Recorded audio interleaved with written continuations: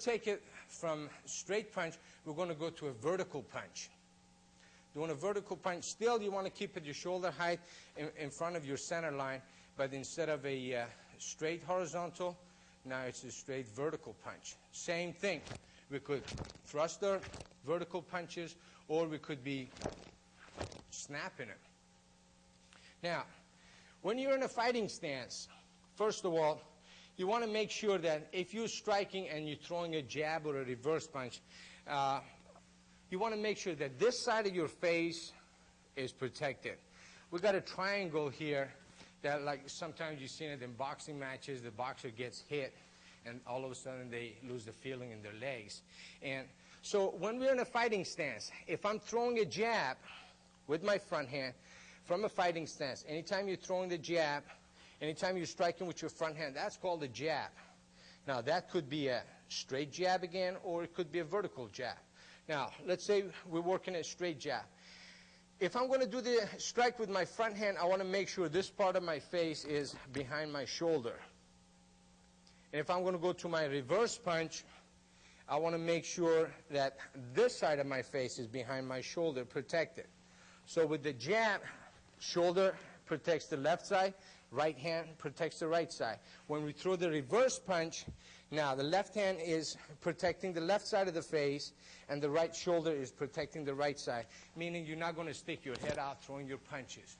Always stay underneath and behind your shoulder and your other hand to protect your face and your jaw right here. Now, so we talked about the jab, striking with the front hand, and reverse punch is when you're striking with your backhand. Now, in order to go to throw the reverse punch, we said we're going to use our forward bow or closed kneel when you're throwing your reverse punch. Now, if you go into a forward bow and you're locking, then maybe you're throwing a thrust punch, and that's why you need that lock in there. Make sure that you're getting all that body weight and power behind it. Now, if you're sparring and you're throwing combinations, and off of your reverse punch you like to follow, let's say, with a hook or uppercut or a kick, then instead of going into a forward blow and thrusting your move and kind of take that pause, you like to snap it. So now we're going to use our closed kneel stance. So we're not going to lock into our stance. We're just going to throw the punch. In case it's going to be a reverse punch that you're going to go into a kick right afterwards. So we work the jab with the front hand and a reverse punch with the backhand. And we talked about it that it could be thrust or snap, both your jab and reverse punch, and it could be straight or vertical. Same thing, reverse punch, straight or vertical. Now I want to talk to you about some hooks and uppercuts. From your fighting stance, usually when you got about a step away from your opponent and you're sparring, you're throwing your jabs and your reverse punch.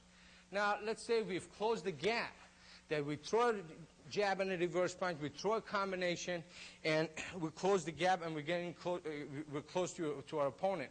Now, we're going to this is the time to use some of the hook punches and the uppercuts.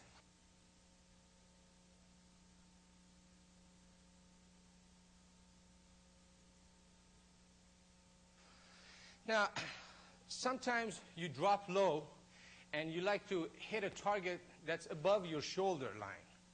Now, let's say your opponent is much taller, or you've dropped low and you're going to strike to his face.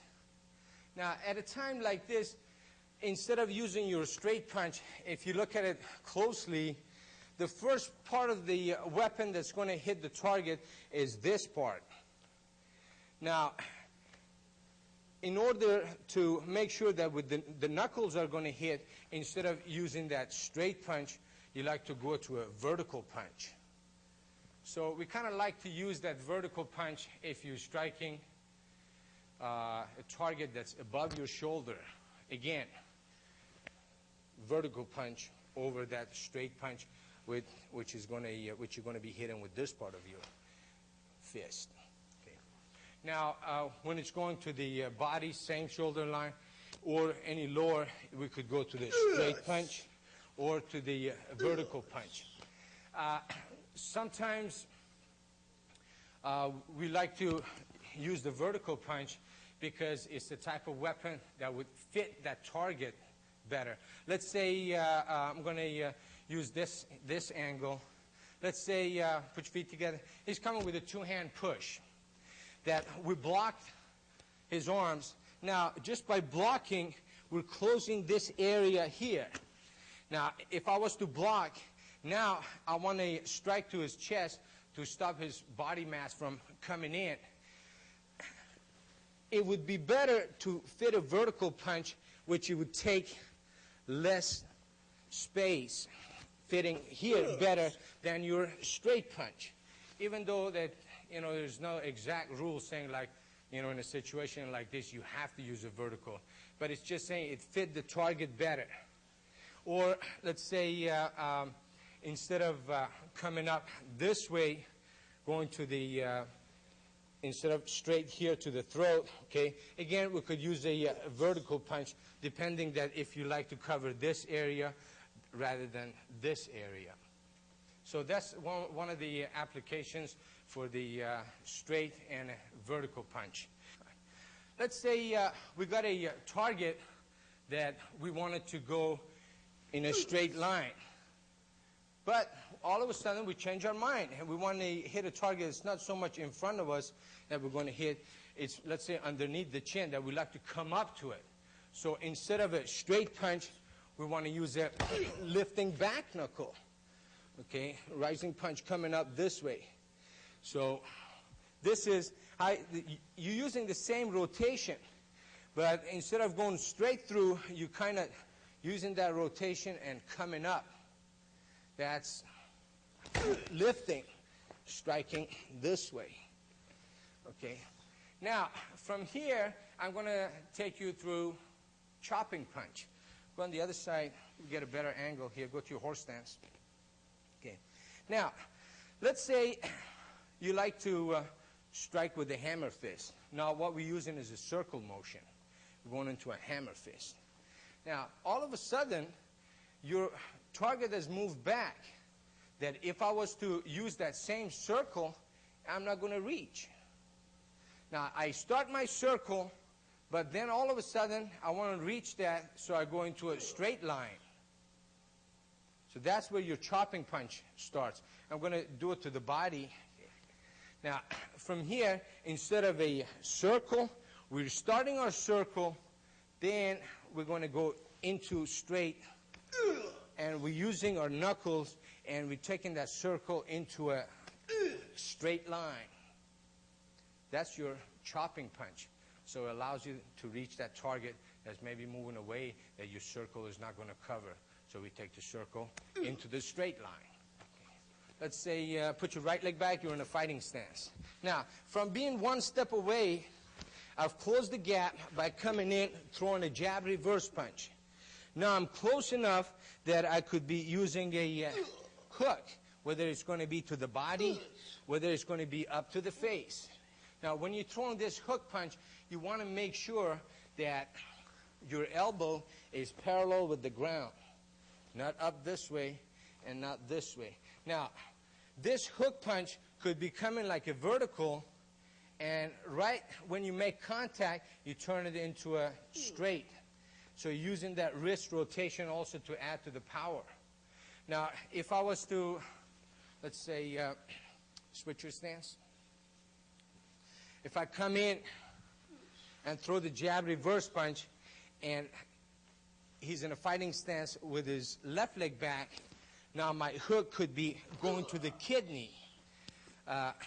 Or if I switch my stance, the hook could be going to the body. So you could either take this side of the body and strike, or the other side, depending on what stances you're in and your opponent is in. So you gotta understand that your hook punch and your uppercut is for when you close the distance. Now, what is the uppercut? Every time we're in a go to your horse stance. Now, if I reach my target, okay, by having this kind of a distance here, that I could reach him only with the full punch. Then we're going to be using the straight punches, whether straight or vertical. Now, let's say I'm closer to my opponent, that as my hand starts to come out, before it starts to make that rotation, I've already reached the target, which my elbow is close to the side of my body. So that's like an uppercut. Now, the uppercut could be to the body, or it could come up underneath the chin. Now, again, we said, take the other side. Put your right leg back. We've closed the gap with the jab and a reverse punch. Now we could go hook to the body, again using proper stances. How we rotate the hip for the reverse punch to get the body weight behind it. Now we're going to rotate and go to a reverse closed knee, let's say, to get the power for the hook or going on top. Now let's say we hit him with the hook. Now we're going to come up our center line and use the uppercut strikes, coming right underneath the chin. This is an uppercut, or going to the body. But as you can see, I'm not making that turn because the target is pretty close to me. So that was some of the applications for your jab, for your reverse punch, and for your hook and uppercut. Now, your jab is a very important strike because this is one of the ways that you could set your opponent. Go to your fighting stance, switch your stance. Anytime you jab, you like to make sure that you're going on top of your opponent's front hand. Because if I jab low, now he could just strike with his front hand coming in. So now you like to throw that jab to cover his vision, strike his face, and at the same time you're going on top of this hand to check it. Now that's going to open the door for you to throw your reverse punches or follow up with different combinations, if it's going to be kicks, if it's going to be knee strikes coming in, any type of strike. Now, so we said that we jab, we make sure we jab on top, then you could throw your reverse punch either on top or you could go to a lower target like ribs or kidneys. Okay. That's pretty much covers all our punches. And next we're going to go into foot maneuvers.